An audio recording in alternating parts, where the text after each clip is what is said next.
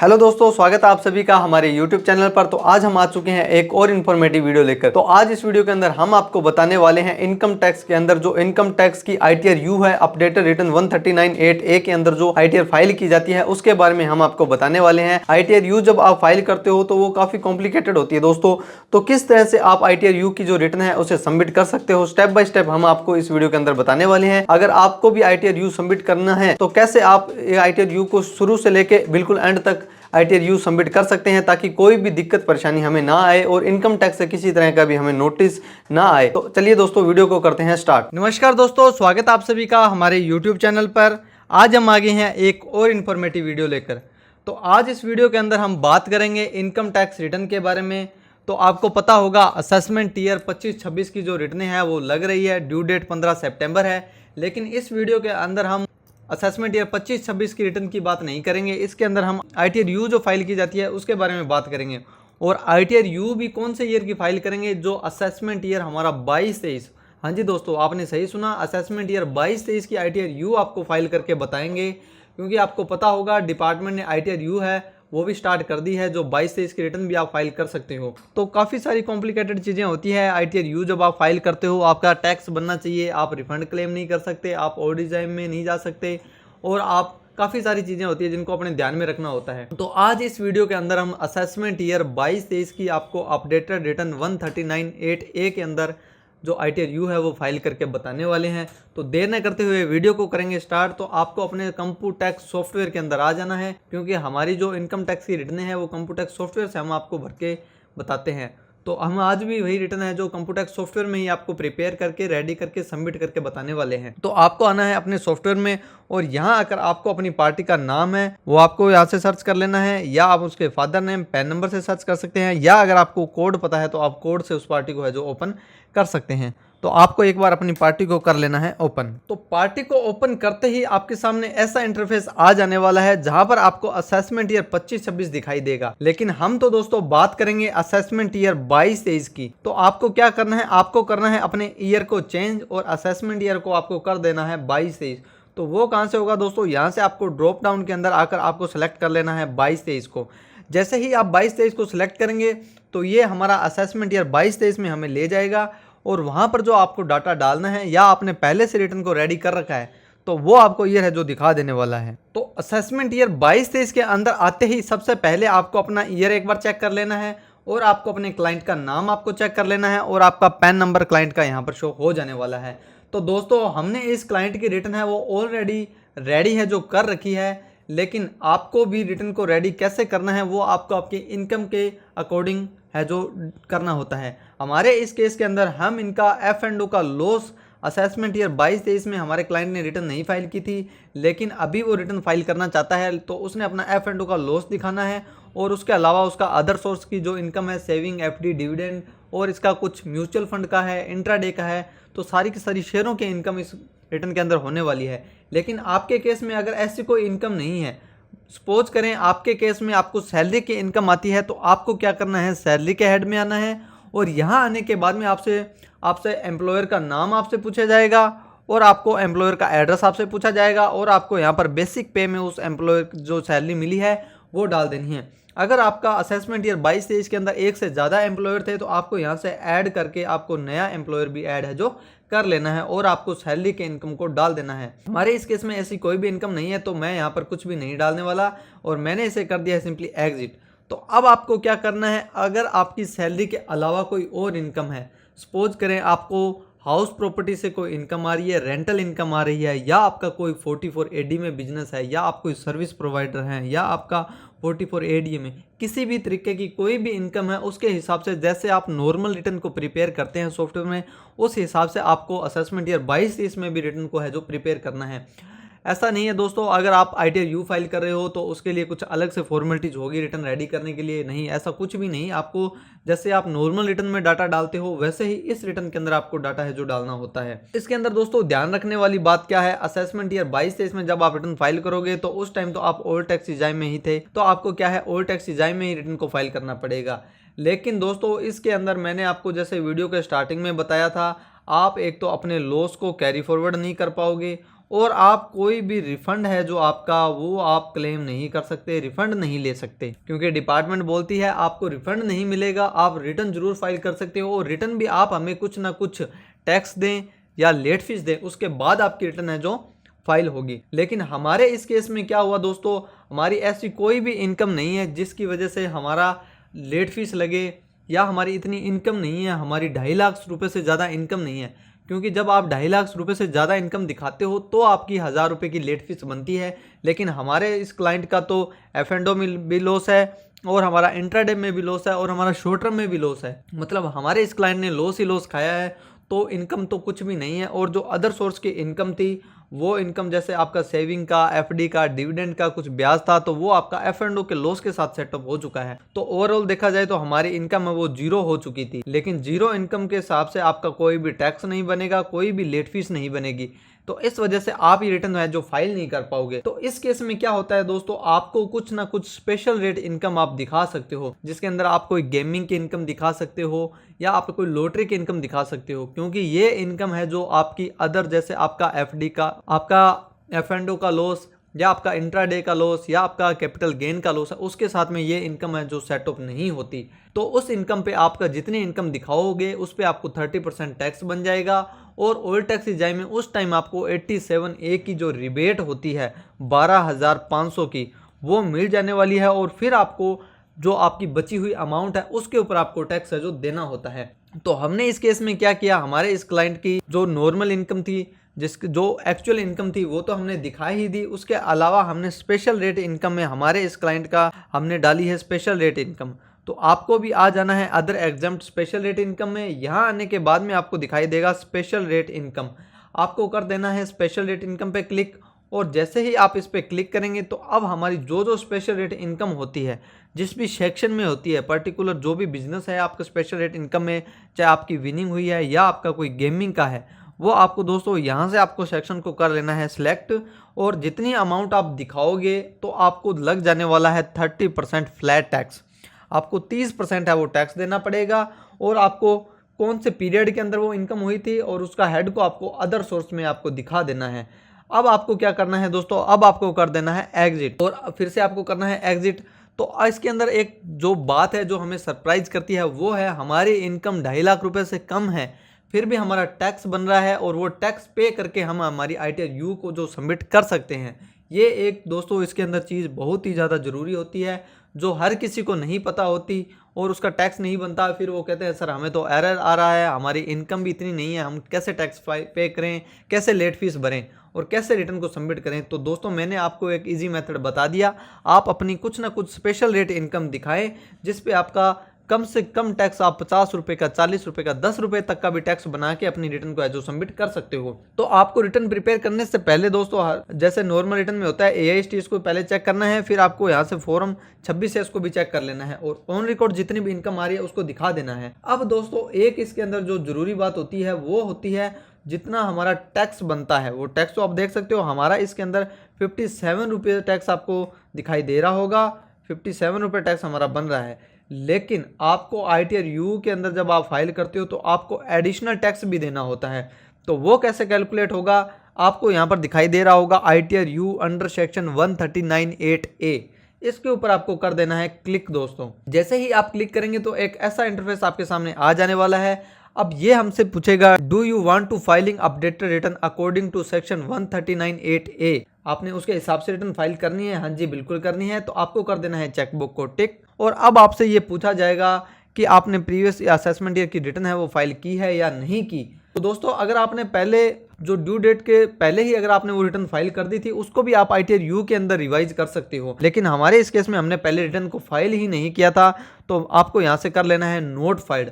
अगर आपने कर दिया था तो वो 139(1) में किया था, इसको सिलेक्ट करें, या आप इंपोर्ट फ्रॉम पोर्टल पे भी क्लिक करेंगे तो आपने जो ड्यू डेट के अंदर आपने जो रिटर्न फाइल किया था असेसमेंट ईयर 22 का उसका डाटा ऑटोमेटिक ही आ जाएगा।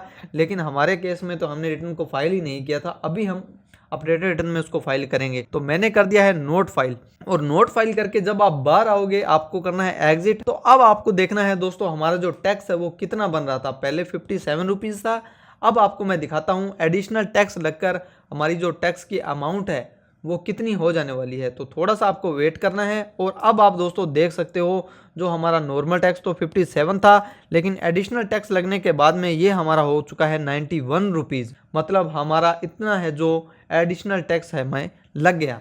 तो रिटर्न को रेडी करने के बाद में दोस्तों आपको कर देना है टी रिटर्न फॉर्म के ऊपर क्लिक। और टी रिटर्न फॉर्म पे क्लिक करने के बाद में ये हमें ले जाएगा एक नए इंटरफेस के ऊपर, जहाँ से हमें आपको पता होगा करना होता है आपको ई रिटर्न के ऊपर क्लिक। यहाँ पर करके आपको अपनी रिटर्न में जो भी एरर त्रुटि हैं उन्हें आपको निकाल देना होता है।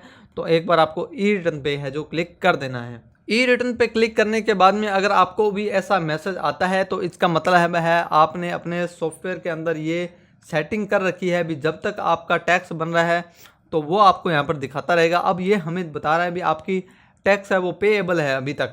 हाँ जी बिल्कुल पेएबल है, हमें 91 रुपीज़ का टैक्स पे करना है। तो इसे आपको कर देना है ओके।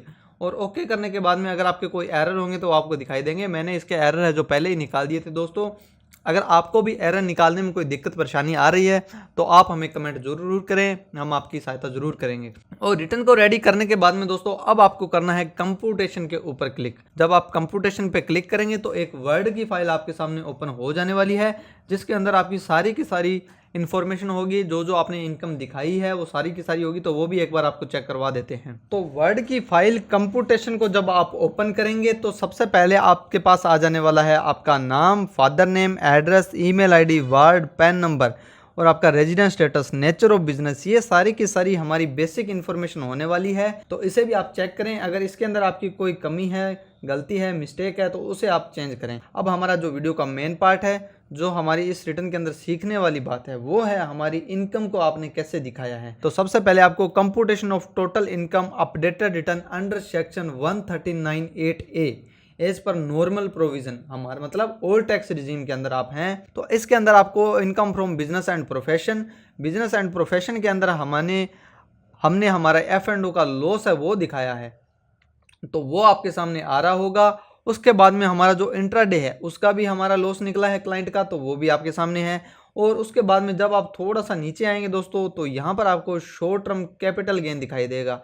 तो इसके अंदर भी हमारे क्लाइंट का लॉस निकला है, मतलब लॉस ही लॉस चलता जा रहा है। और उसके बाद में आपको आना है थोड़ा सा और नीचे। यहाँ पर आपका जो अदर सोर्स की इनकम है, जिसके अंदर आपका सेविंग का ब्याज, आपका FD का ब्याज या आपको कोई डिविडेंड मिला है, वो आपको यहाँ पर इनकम शो करेगी। जो हमारी इनकम होती है, टोटल इनकम जो होगी वो हमारी F&O का जो हमने लॉस दिखाया था उससे सेटअप हो जाने वाली है। वो एक बार आपको आना है नीचे की तरफ।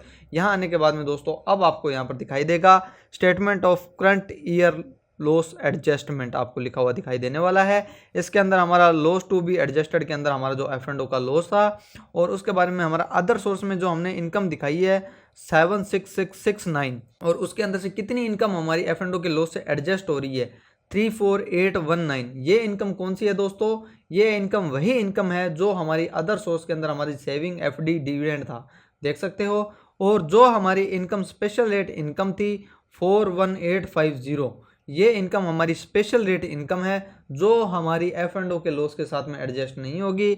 आप भी देख सकते हो जो हमने टोटल इनकम दिखाई है उसके अंदर से ये हमारी इनकम है जो लॉस और F&O के लॉस के साथ में एडजस्ट नहीं होने वाली। और हमारी जो स्पेशल रेट इनकम दिखाई थी वो इनकम आपकी इनकम में जुड़ जाने वाली है। और अब हमारा जो टैक्स है, लेट फीस है, वो कैसे कैलकुलेट होगी तो वो भी एक बार आपको बता देते हैं।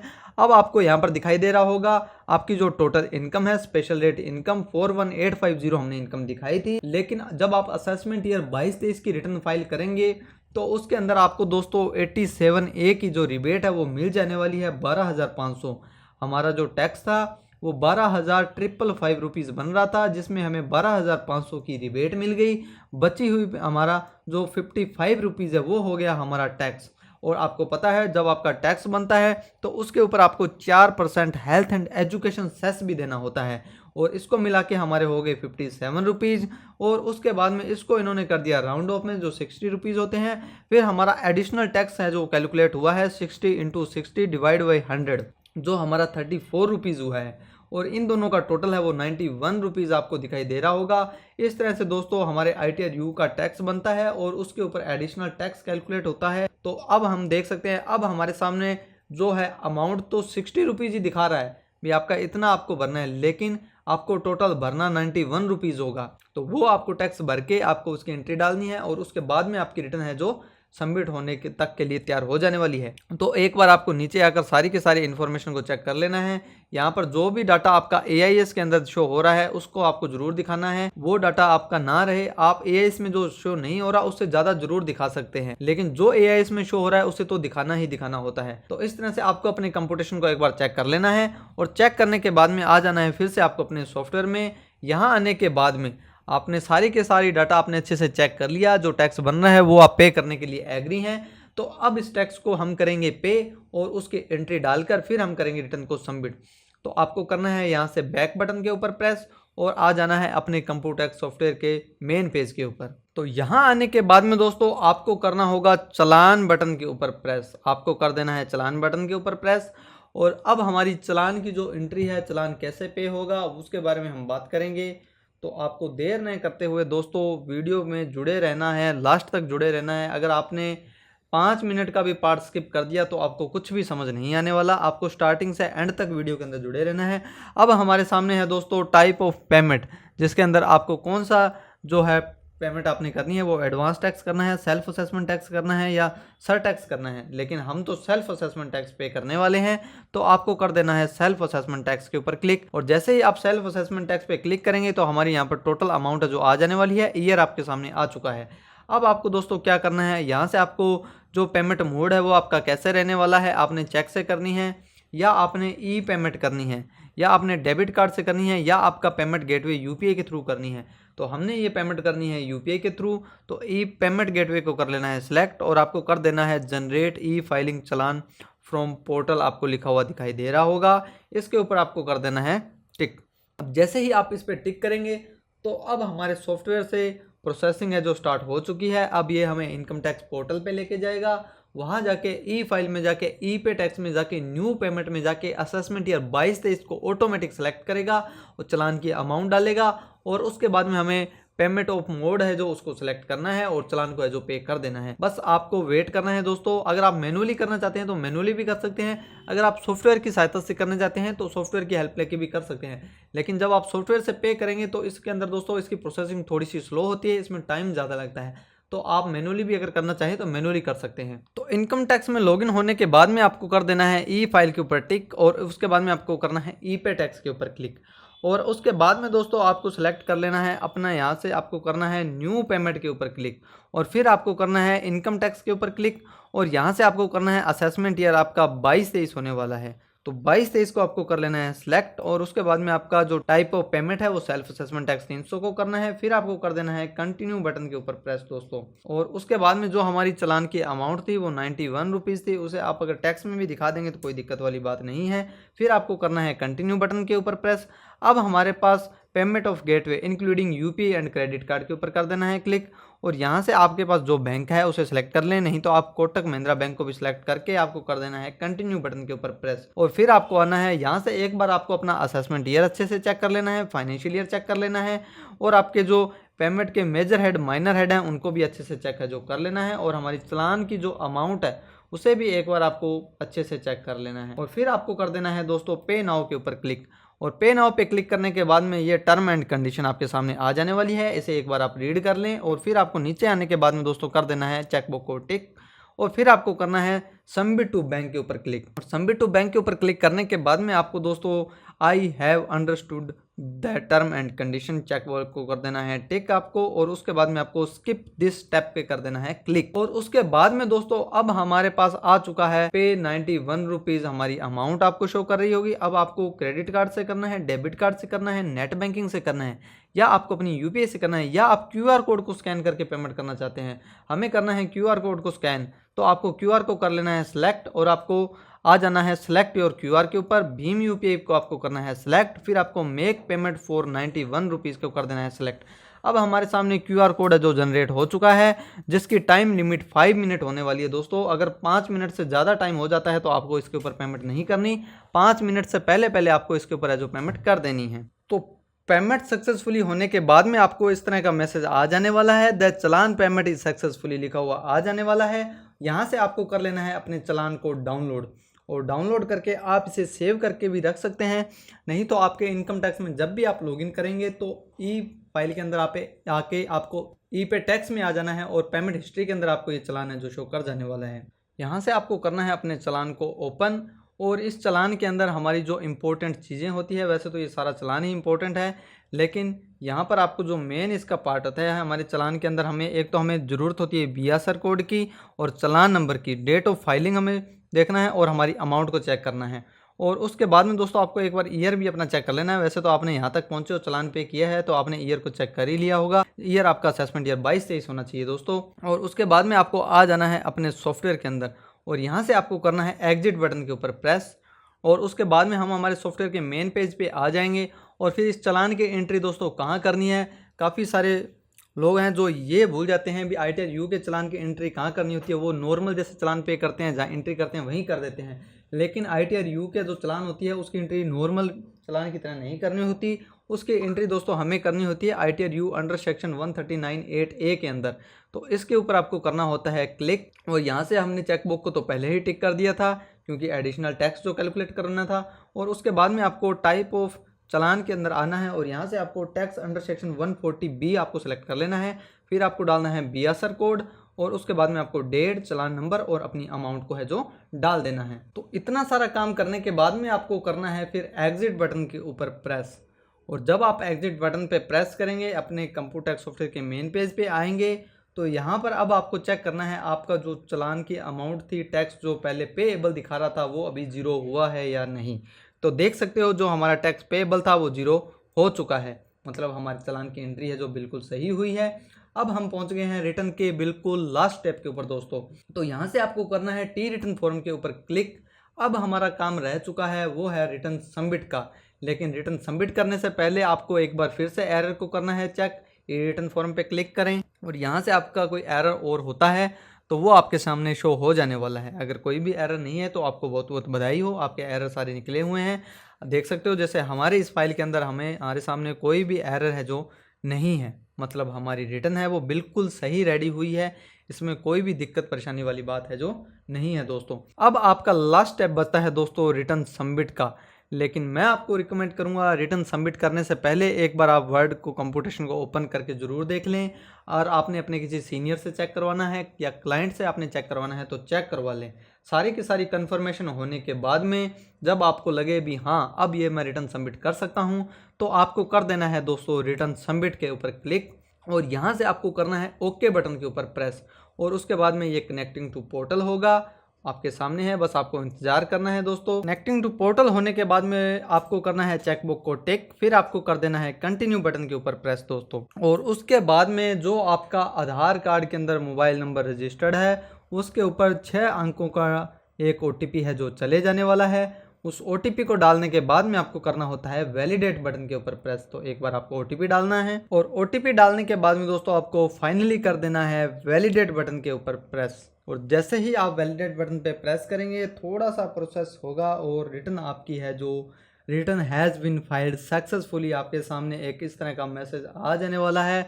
तो दोस्तों बहुत बहुत बधाई हो, आपने अपनी असेसमेंट ईयर 22-23 की अपडेटेड रिटर्न बोल लो, ITR U बोल लो, और वो आपने फाइल कर दी है। काफ़ी ही इजी तरीके से दोस्तों आप असेसमेंट ईयर 22-23 की रिटर्न है जो फाइल कर सकते हो कंप्यूटर टैक्स सॉफ्टवेयर की सहायता से। क्योंकि दोस्तों ITR U का केस होता है वो काफ़ी कॉम्प्लिकेटेड होता है, काफ़ी बारीकी चीज़ें होती है जो मैंने आपको इस वीडियो में बताई है। तो एक बार आपको एक्नॉलेजमेंट भी आपके सामने मैं ओपन करके आपको दिखा देता हूँ कि ITR U सबमिट करने के बाद में असेसमेंट ईयर 22-23 का एक्नॉलेजमेंट आपके सामने कैसा आने वाला है, क्या उसका फॉर्मेट रहने वाला है, कैसे उसके अंदर इनकम शो करेगी, क्या आपने उसमें चालान पे किया है, सारी की सारी चीज़ें आपके सामने आ जाने वाली है। तो देख सकते हो दोस्तों हमारा एक्नॉलेजमेंट है वो आपके सामने ओपन हो चुका है। यहाँ पर आपको एक बार ऊपर की तरफ आना है और अब आपके सामने दोस्तों पहले तो आएगा आपका डेट ऑफ फाइलिंग, हमने किस तारीख को रिटर्न फाइल की है उसका एक्नॉलेजमेंट नंबर आपको शो करेगा। यहाँ आपको क्लाइंट का पैन नंबर, नाम और उसका एड्रेस, ये फॉर्मेट तो दोस्तों बिल्कुल ओरिजिनल रिटर्न जो होती है असेसमेंट ईयर 25-26 के उसकी तरह ही है, फॉर्मेट में कोई भी बदलाव चेंजेस नहीं है।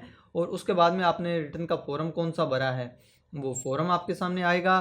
फिर आपका करंट ईयर का जो लॉस था वो आपको यहाँ पर दिखाई देगा और आपने कितनी इनकम दिखाई है वो आपको यहाँ पर शो करेगी और कितना आपने टैक्स पे किया है, कितना आपने एडिशनल टैक्स पे किया है और टोटल कितना है वो आपको यहाँ पर शो कर जाने वाला है। और उसके बाद में थोड़ा सा नीचे आने के बाद में आपका जो आपने रिटर्न फाइल की है उसकी तारीख, टाइम, सेकंड तक आपको यहाँ शो करेगी। आपका आईपी एड्रेस आपको आ जाने वाला है और आपकी क्लाइंट का नाम, पैन नंबर, डेट और ये सारी की सारी चीज़ें आपके सामने ओपन हो जाने वाली है। जनरेटिंग थ्रू आधार ओटीपी से हमने इस रिटर्न को वेरीफाई किया है वो तक भी आपके सामने आ जाने वाला है।